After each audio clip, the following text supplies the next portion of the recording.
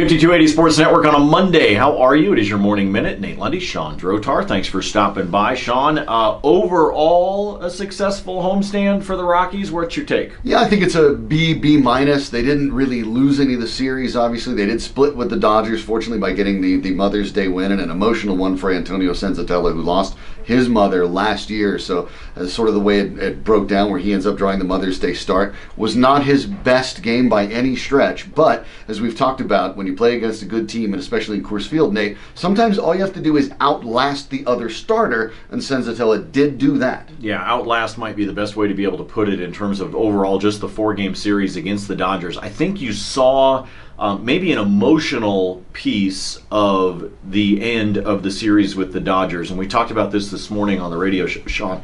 The idea that in addition to starting pitching, obviously, that the Rockies went to the bullpen for 6 guys, 7 pitchers total in the game. 6 guys coming out of the bullpen in that game. Felt very much like an old school Walt Weiss game where you were going to the bullpen constantly, but I think that showed that Bud Black believed that they needed this win. Well, what it also felt like, in the way they manage it, Nate, is a playoff game where they are mixing and matching. 4 of those relievers went less than an inning of work. So there was a lot of lefty-righty matchup type ideas. They were playing that game to win, and I think there's a reason for it. They wanted to stay in first place. If they would have lost yesterday, they would have dropped to a half game behind the Dodgers into second. As it stands, they're 1.5 up. But it's also, they have a day off today, so you can maybe use a few more pitchers. And then now they go on a long road trip where they're going to try to, again, fend off the Dodgers indirectly by playing the Twins, then the Reds, and then they finish with the Phillies, maybe getting that momentum going into the road trip while remaining in first place. Bud Black deemed that important, and he's probably right for a team that doesn't have a big history of that. When you play with the statistics, the other thing you have to hope for is that the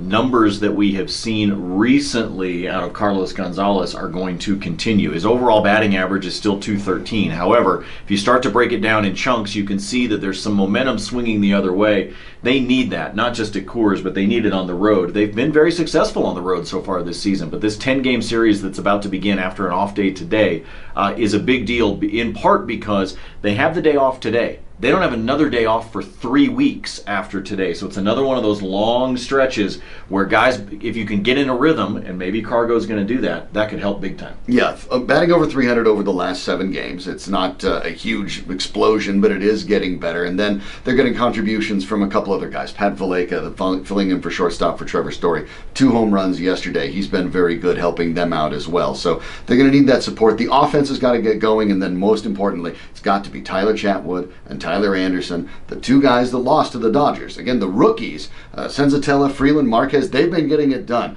It's the 2 veteran guys, Anderson and Chatwood, that have been the problem. And given the fact that I think that ball is still traveling, I'd like Nolan Arenado to take the pink bat with him on the road, please. Good heavens, he smashed that ball. We will get back at it with you tomorrow morning, 7 a.m. on Mile High Sports Radio, AM 1340, FM 1047. More on what the Rockies are doing on this road trip. We have the NBA Draft Lottery on the way as well. Not expecting anything dramatic for the Nuggets, obviously, but still plenty to talk about this week as we go throughout it with you right here on the Morning Minutes and, of course, on the radio show. Have a great Monday, everybody. For Shawn, I'm Nate. We'll see you.